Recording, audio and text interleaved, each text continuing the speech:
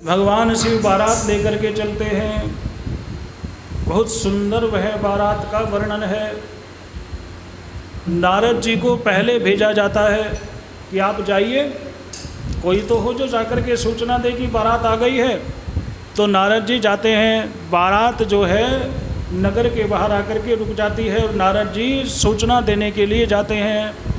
तैयारी देख करके नारद जी चकित रह जाते हैं। जैसे ही महल के अंदर प्रवेश करना चाहते हैं, द्वार पर नंदी जी खड़े हैं। वो असली वाले नंदी नहीं, विश्वकर्मा जी के बनाए हुए नंदी। नारद जी नंदी को देखते हैं। नंदी ना नमस्कार कर रहे हैं ना मुस्कुरा रहे हैं। नारद जी ने कहा, लो हमें तो कहा तुम जा कर के बताओ, और भोलेनाथ हमसे पहले ही आ गए। नारद जी भी पहचान नहीं पाए असली है कि नकली है। अंदर जाकर के देखा, लक्ष्मी और ब्रह्माणी इस प्रकार आसन पर बिठा रखा है बना करके मूर्ति की मानो आपस में बात कर रही हों, जैसे दो सहेलियाँ बात करती हैं। तो नारद जी ने उन्हें देख करके कहा, माता जी प्रणाम। अब वो असली हों तो कुछ बोलें। अब वो देखा नारद जी ने कि ऐसी बातें कर रही हैं, ऐसे एक दूसरे को देख रही हैं, हमारी ओर देखा नहीं, चिंतित हो गए। ऐसे ऐसे कौतुक को देख करके, जैसे जल को स्थल, स्थल को जल देख करके भ्रम हुआ नारद जी को। हिमालय के यहाँ पहुँचे। हिमालय ने नारद जी को देखा। नारद जी ने कहा, बारात आ गई है, हमें सूचना के लिए भेजा है, लेकिन हमें तो ऐसा लगता है कि हमारे से पहले ही बारात हिमालय नगरी में प्रवेश कर गई है। हिमालय ने हंसते हुए कहा, नहीं महाराज, ये तो विश्वकर्मा के बनाए हुए चित्र हैं, मूर्तियां हैं, ये वास्तविक नहीं है, वास्तविकता नहीं है, ये भ्रम है। नारद जी ने जब और नज़दीक से देखा तो समझ में आया, अरे ऐसी चित्रकारी कौन कर सकता है, ऐसे सुंदर सुंदर मूर्ति कौन बना सकता है। हिमालय ने कहा, अपने पुत्रों को साथ भेजता हूँ और वो जाकर के बारात का स्वागत करेंगे। और हिमालय के 100 पुत्र थे, जिनमें सबसे बड़े पुत्र का नाम था मैनाक। मैनाक को कहा कि आप जाओ और बारात का स्वागत करो। तो हमारे यहाँ तभी से परंपरा है, बारात बाहर रुक जाती थी गांव के बाहर, और भाई जाता था बारात लेने के लिए। जब कन्या का वरण करना होता है, जब सगाई का समय आता है, तब तो पिता जाता है, ऐसे हमारे यहाँ परंपरा है। और हमारे बड़े बूढ़े कहते थे कि कन्या के सगाई का संकल्प करने से पहले जो भोजन आदि कर लिया सो कर लिया, लेकिन जब सगाई की चिट्ठी दे दी, उसके बाद लड़की के पिता या पिता से संबंधित जो लोग होते थे वो उसके बाद जल भी ग्रहण नहीं करते थे। तो पहले हमारे यहाँ ये नियम होता था कि पहले भोजन आदि करा दिया जाए, उसके बाद सगाई ली जाए। अब नियम बदल गया है, अब पहले सगाई देंगे, खूब रिश्तेदारों के सामने खूब खाएंगे, ताकि कल कोई कहे ही नहीं कि लड़की के यहाँ खाता है। सबको दिखा दिखा करके, फ़ोटो खिंचा खिंचा करके खाएंगे। तो कन्या का दान पिता करता है, वर का सम्मान भाई करता है। तो जब गोरे पर जाते हैं तो भाई को जाना चाहिए। सगाई पर पहले तो नहीं जाते थे, नाई और ब्राह्मण चला जाता था। तो नियम बना लिया कि एक बार लड़की का घर देख लिया जाए, तो इसलिए सगाई पर जिनको नहीं जाना चाहिए वो सब सगाई में चले जाते हैं, जाओ भाई देख आओ लड़की का घर। तो मैनाक बारात की आगवानी के लिए गए। मैनाक भीतर प्रवेश करते हैं, नारद जी आगे आगे। अब नारद जी के चित्त में वहीं का दृश्य घूम रहा है, अरे लो कितनी सुंदर सुंदर मूर्तियाँ बनाई हैं, मुझे भी भ्रम हो गया।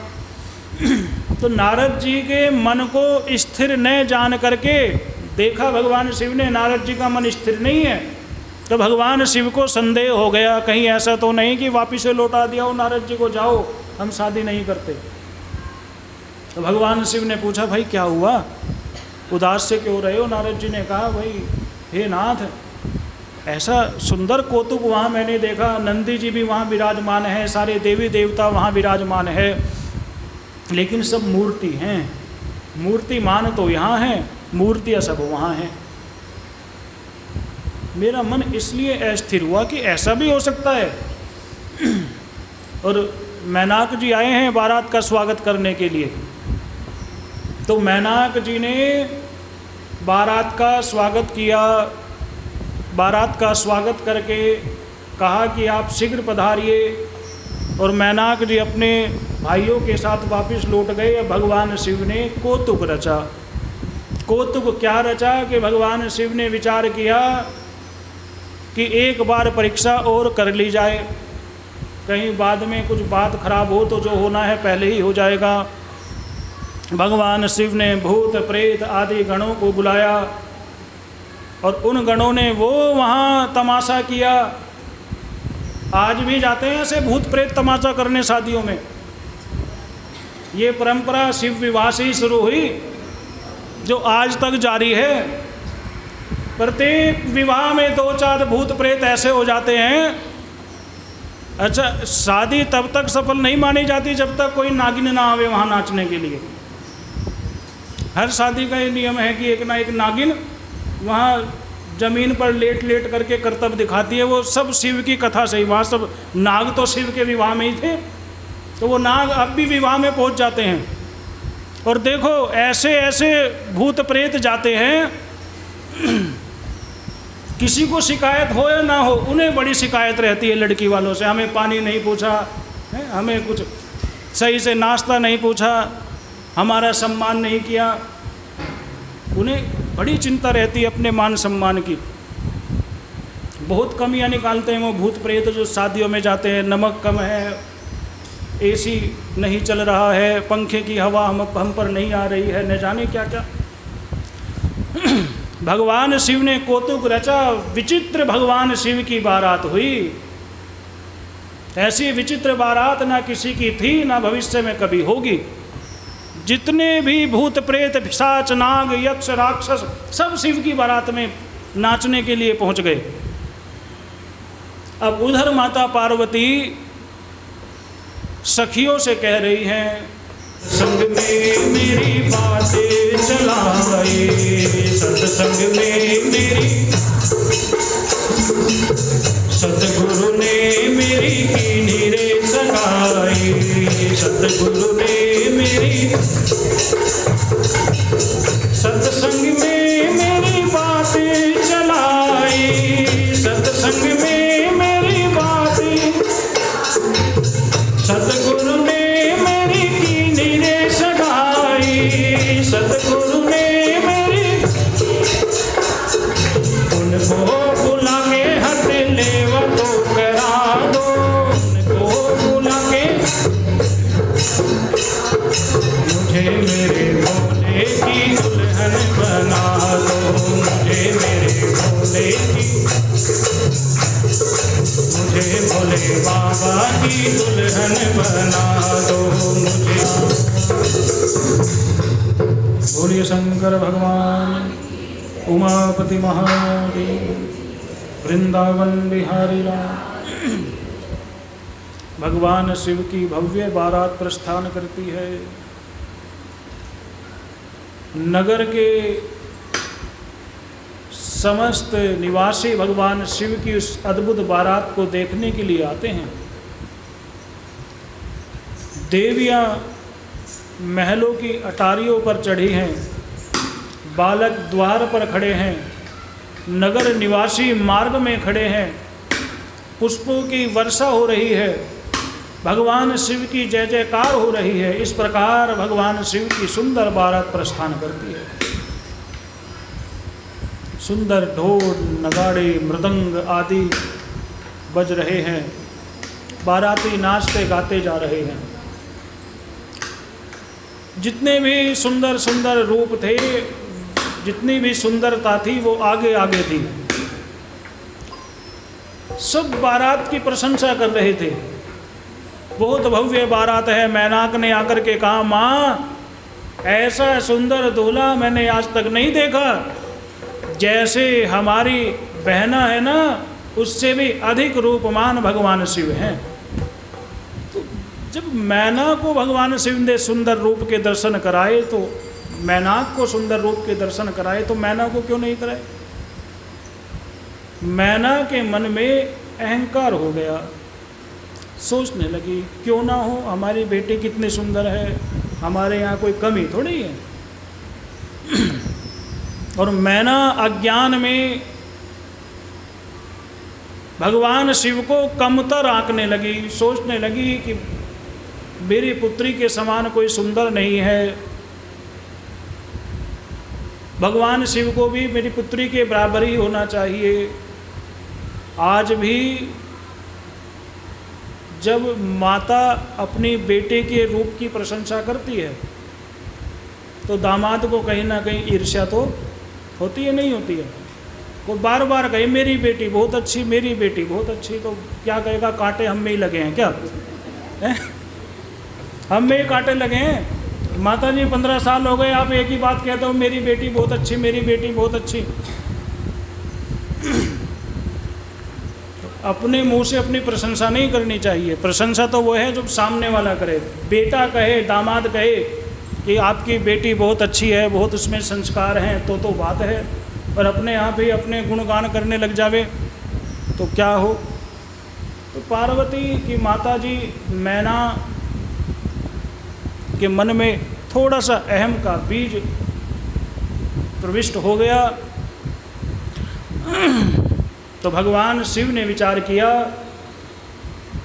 कि जहाँ संबंध बनाया जाता है वहाँ अहम को दूर रखा जाता है। संबंध तब बनता है जब दोनों परिवार अपने अपने अहम को दूर कर दें। संबंधी का एक अर्थ है सम, मैंने समान, संबंधी जो समान रूप के हो। बड़े से छोटे का संबंध नहीं होता, ना छोटे से बड़े का संबंध होता है। संबंध समानता में होना चाहिए। कितना भी बड़ा हो, अपने संबंधी को देख करके अपने बड़प्पन का अहंकार न करे, तब संबंध चलता है। तो भगवान शिव ने विचार किया कि जिससे मेरा संबंध होना है उसके मन में अहम का भाव मैं रहने नहीं दूंगा। और भगवान शिव ने अमंगल रूप बना लिया। देखने में अमंगल है मंगल, मंगल भवन अमंगल हारी, ऐसे भगवान हैं। भगवान शिव के उस अद्भुत रूप को देख करके जो बारात की स्वागत के लिए फूल बरसा रहे थे, सबसे पहले जो मार्ग में पुरुष खड़े थे, उन्होंने जब भगवान शिव के उस विकराल रूप को देखा तो घबरा करके फूल की थाली छोड़ करके भाग गए। मालाएं यत्र तत्र बिखर गई। जो मालाएं लेकर के खड़े थे वो सब फैल गई, छूट गई हाथ से माला और सब भाग गए। किसी ने पूछा भाई माला तो पहना दो, कहेंगे जीवेंगे तो माला पहनावेंगे, यहाँ तो जीने की भी संभावना नहीं है। अब जो भूत प्रेत नाच रहे थे उन्होंने देखा मालाएं पड़ी हैं, कहेंगे कोई पहनाओ न पहनाओ, हम तो खुद ही पहन लेंगे। और उठा करके वो धूल धूसरित मालाएं उन भूत प्रेतों ने, शिवगणों ने पहनना आरंभ कर दिया। अब भी शादियों में ऐसा देखने को मिलता है। हमने कई जगह देखा है, हम शादी कराने जाते हैं, जो जब नाचते नाचते थक जाते हैं ना, वो लड़के के दोस्त फिर वो देखते हैं सोफे पे मालाएं पड़ी हैं, वो उठा के अपने आप ही पहन के फ़ोटो खिंचवा लेते हैं। तो ये सब शिव विवाह की कथाएं हैं, आज भी दृष्टिगत होती हैं। सब ने मालाएं पहन ली उठा करके। नंदी जी अकेले, भूत प्रेत हजारों लाखों किस किस को समझावें, कभी उसको डांटे कभी उसको डांटे। शिवगण आंखें दिखा रहे हैं, जिसको आंख दिखा दी वो तो चुपचाप हो गए, और बाकी अरे चलना आगे चल, देख आगे माला और कुछ मिलेगा। बालक जो दरवाजे पर खड़े थे, अब कुछ लोगों को तो डराने में बड़ा मज़ा आता है, हंसते हुए बच्चों को रुलाने में कुछ लोगों को बड़ा आनंद आता है। खेलते खेलते बच्चों को जा कर के चकुटी मार देंगे, चूटी मार करके रुला देंगे, डरा देंगे। कोई बच्चा खेल रहा है, जा कर के ऐसी आंखें दिखाएंगे, वो रोने लगेगा, माँ बाप समझ नहीं पाएंगे। तो वो जो भूत प्रेत थे उन्होंने देखा बालक खड़े हैं, बालकों को जा कर के विचित्र तो उनके मुख थे ही, बनाने की उन्हें आवश्यकता थोड़ी थी। किसी की आंख एक ही थी, किसी के चेहरे पर आंख ही आंख थी, किसी की नाक इतनी बड़ी, किसी के बड़े बड़े हाथी जैसे कान, किसी के केवल नाक ही नाक, बाकी सब अंग थे ही नहीं। तो बालकों को जा करके हु करके डराना शुरू किया। बालक भागे अंदर। अब जब बालक भागे, माँ करके चिल्ला करके जो अटारियों पर माँ थी वो नीचे आई, करे क्या हुआ, कहने लगे वो हमको डरा रहे हैं, देखा अब माताओं को भी उन भूत प्रेतों ने डराना आरंभ कर दिया। डर करके सब हिमालय के महल की तरफ भागी। ये कौन सी बारात बुला ली इन्होंने, हिमालय ने कौन सी बारात बुला ली यहाँ पर। और हिमालय के नगर में जा कर के, घर में, महल में जा कर के सब हाहाकार करने लगे, महाराज बचाओ, महाराज बचाओ। हिमालय ने कहा ये क्या हो गया भाई, अभी तक तो सब खुशियाँ मनाई जा रही थी, ढोल नगाड़े बजाए जा रहे थे, अभी ये कौन हाहाकार कर रहा है।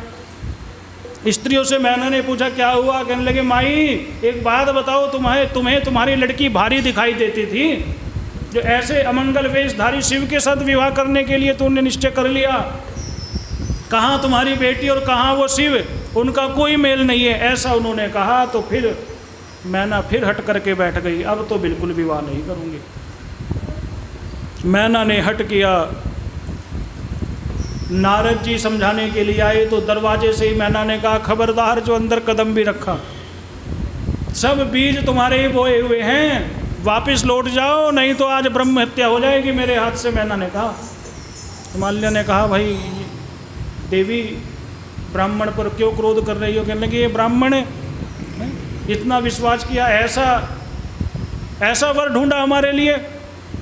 और नारद जी को वापस लौट आना पड़ा। शिव से कहा भोलेनाथ ये क्या चमत्कार कर रहे हो आप पहले तो बताओ आपको विवाह करना है या नहीं करना है। भगवान ने कहा इतनी दूर से हम विवाह करने ही तो आए हैं, कोई घूमने थोड़ा ही आए हैं। तो कहने लगे जो आपके गण इधर उधर डरा रहे हैं सबको, इनको रोकिए और आपका जो अमंगल वेश है उसको त्यागिए और मंगलमय स्वरूप से मैना को दर्शन दीजिए। मैना संतुष्ट हुई तो आपका विवाह होगा, और यदि मैना के मन में संदेह रहा तो आपका विवाह होने वाला नहीं है। भगवान शिव ने कहा ठीक है। बड़ी मुश्किल से देवियों ने, सप्त ऋषियों की धर्मपत्नी ने और ऋषियों की पत्नियों ने जाकर के, देवियों ने जाकर के मैना को समझाया।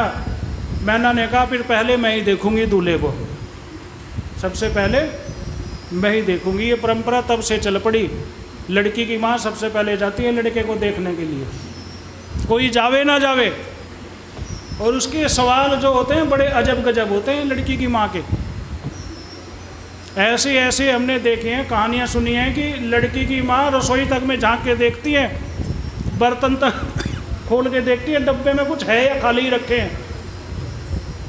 खैर मैना ने कहा यदि मेरे मन को भाएंगे तो मैं अपनी पुत्री का विवाह करूंगी।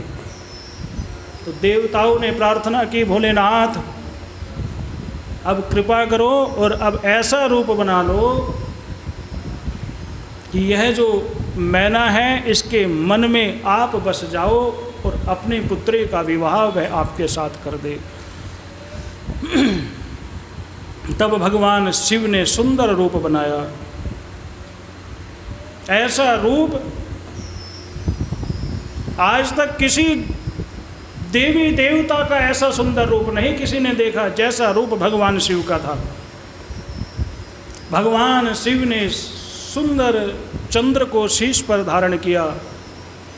स्वर्ण के समान भगवान की जटाएं हैं, कर्पूर के समान भगवान का गोर वर्ण है, करुणा उनके नेत्रों से बरस रही है। भगवान का सौम्य रूप है, जो भी देखे भगवान को देख करके मुग्ध हो जाए। जो भाग करके घरों में छुप गए थे भगवान शिव की जय जयकार सुन करके, बोलो शंकर भगवान की जय। शिवगण भगवान शिव की जय जयकार कर रहे हैं, देवगण आगे आगे भगवान शिव के चल रहे हैं, गंधर्व नृत्य गान करते हुए चल रहे हैं। नाचते तो देवता भी हैं और नाचते भूत प्रेत भी हैं, तो दोनों के नाचने में अंतर है। कोई मर्यादा में नाचता है और कोई मर्यादा भूल करके नाचता है।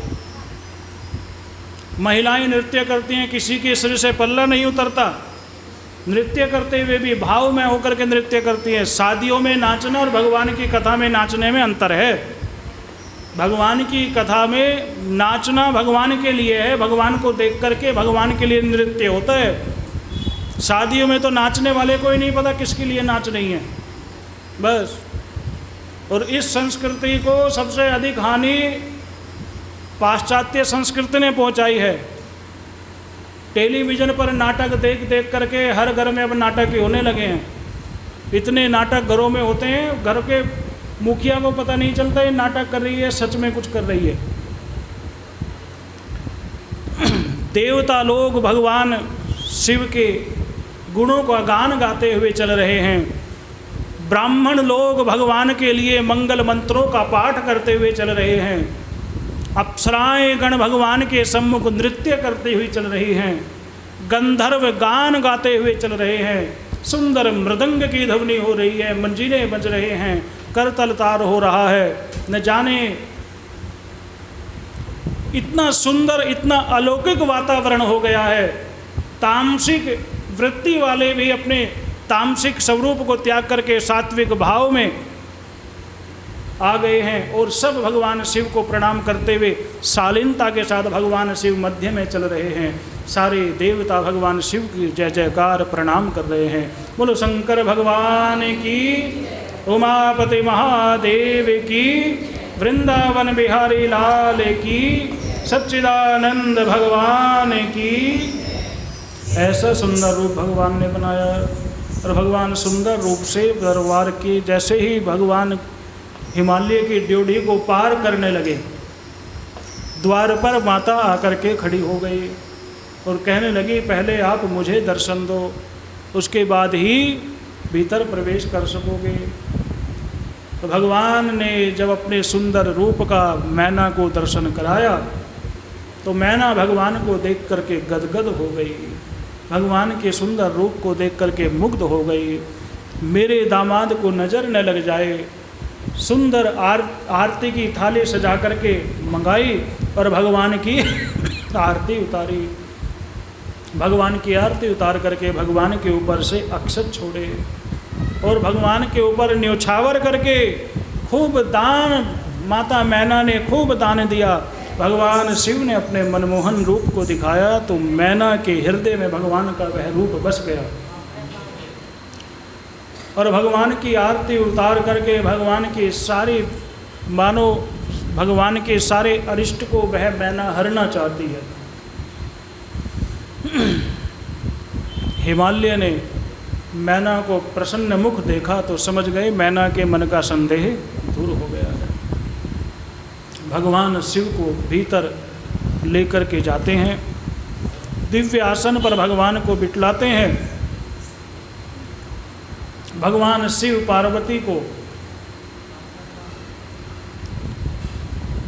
भगवान शिव को मंडप में लेकर के जाते हैं। पहले हिमालय वर की अर्चना करते हैं, वर की पूजा करते हैं। पाद्यम पाद्यम पाद्यम पाद्यम प्रतिगृह्यताम, भगवान शिव कहते हैं पाद्यम प्रतिगृह्णामि। पहले चरण धुलाते हैं, फिर अर्घ देते हैं, फिर आचमन कराते हैं, फिर भगवान शिव को तिलक करते हैं, भगवान शिव के लिए गौ दान करते हैं और अनेक प्रकार के दान देते हैं। फिर भगवती पार्वती को बुलाया जाता है, हिमालय पार्वती की भी पूजा करते हैं और दोनों को एक आसन पर बिठा करके फिर शाखोच्चार होता है। यहाँ कुल गोत्र आदि का उच्चारण किया जाता है। लौकिक कथा प्रसिद्ध है कि जब भगवान शिव से कहा गया कि आप अपना गोत्र बताइए, तो भगवान शिव अपना गोत्र नहीं बता पाए। इसका कारण क्या है? मुझे ऐसा लगता है कि माता और पिता जाति और गोत्र बताते हैं, कुल के लोग जाति गोत्र बताते हैं। जिसके न माता हो न पिता हो न कुल के लोग हों तो उसको अपने जाति गोत्र का पता नहीं हो सकता। कैसे उसको पता चलेगा? माँ ही तो बताएगी ये तुम्हारे पिता हैं।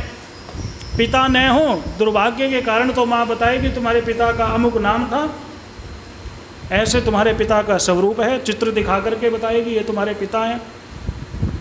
पिता माता के विषय में बताएंगे, अगर माता नहीं है तुम्हारी माँ ऐसी थी। गोत्र भी माता पिता ही बताएंगे, तुम्हारा गोत्र यह है, तुम्हारा कुल यह है। तो भगवान शिव को जन्म देने वाला कौन है? कोई नहीं है। भगवान तो अजन्मा हैं। भगवान को जन्म ही जब नहीं हुआ तो किस कुल और किस गोत्र की चर्चा करें? इसका मतलब यह नहीं कि भगवान शिव को कोई गोत्र और कोई कुल नहीं था। भगवान शिव अजन्मा है, उनका कभी जन्म नहीं हुआ, वो प्रकट होते हैं। भगवान शिव के कुल और गोत्र को जानने वाला कोई है ही नहीं, क्योंकि सब भगवान शिव के बाद हुए हैं, शिव से पहले कोई हुआ ही नहीं। तो भगवान शिव से कहा आप अपना गोत्र बताइए, तो नारद जी कहने लगे, अब तक तो डर रहे थे नारद जी, कहने लगे अब तो शादी होवेगी होवेगी, अब तो मंडप में आकर के बैठ गए, अब क्या डरना। हिमालय से कहने लगे महाराज आप आम खाओ ना, गुठलियों क्यों गिन रहे हो, आपको गोत्र से क्या प्रयोजन है, आप नहीं जानते भगवान अजन्मा है, उनका कभी जन्म नहीं हुआ। और यदि आप जानना भी चाहते हैं तो हम बताते हैं, भगवान का गोत्र है नाद। फिर कहा कि आपके पिताजी का क्या नाम है। नारद जी ने कहा कि लौकिक दृष्टि से भगवान के पिताजी का नाम ब्रह्मा है।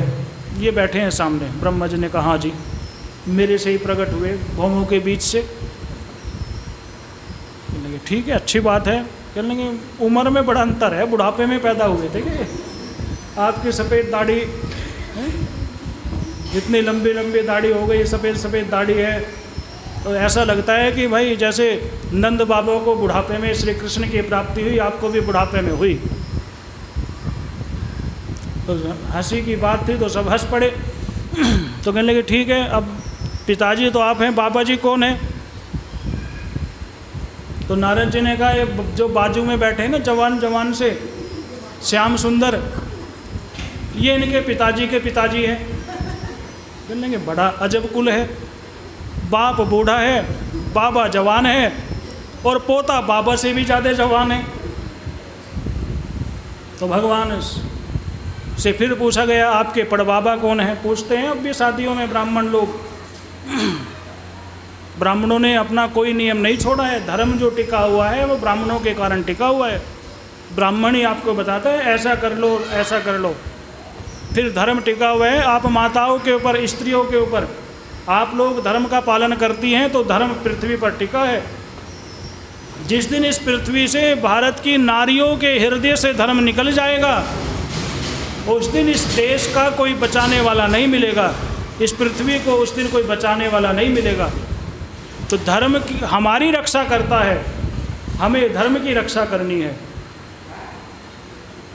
धर्म जब मरता है तो मारने वाले को मारता है, और धर्म की जब रक्षा होती है तो रक्षा करने वाले की धर्म रक्षा करता है। तो कहा कि आपके पिताजी का पता चल गया, बाबा जी का पता चल गया, पड़बाबा जी कौन है। तो भगवान शिव ने झट से कहा भैया सबके बाबा, पड़बाबा, सगड़ बाबा हम ही हैं। जो बात करनी है आप हमसे करो, जो पूछना है हमसे पूछो। तो भगवान कभी असत्य नहीं बोलते, तो भगवान का यह वचन भी सत्य है।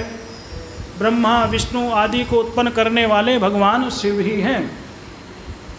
तो इस प्रकार जब गोत्रोच्चारण हुआ तब कन्यादान का अवसर आया है, आने तो अवसर, कन्यादान का अवसर आया तो हिमालय ने वहाँ अपनी पत्नी को बुलवाया। देखो ध्यान देना, बिना पत्नी के कोई कार्य नहीं हो सकता। दान पुण्य का कार्य जब करना हो तो पत्नी को साथ रखना चाहिए। विशेषकर जब कन्यादान का अवसर आता है तो कन्यादान हमेशा पत्नी के साथ ही होता है। जब पत्नी साथ हो तब कन्यादान का पूरा पूरा फल मिलता है। तो कन्यादान के लिए हिमालय की धर्मपत्नी वहाँ पधारी, और हिमालय की धर्मपत्नी ने अपनी पुत्री का हाथ अपने हाथ में लिया, और हिमालय ने अपनी पुत्री के उस हाथ को अपने हाथ के ऊपर रखा।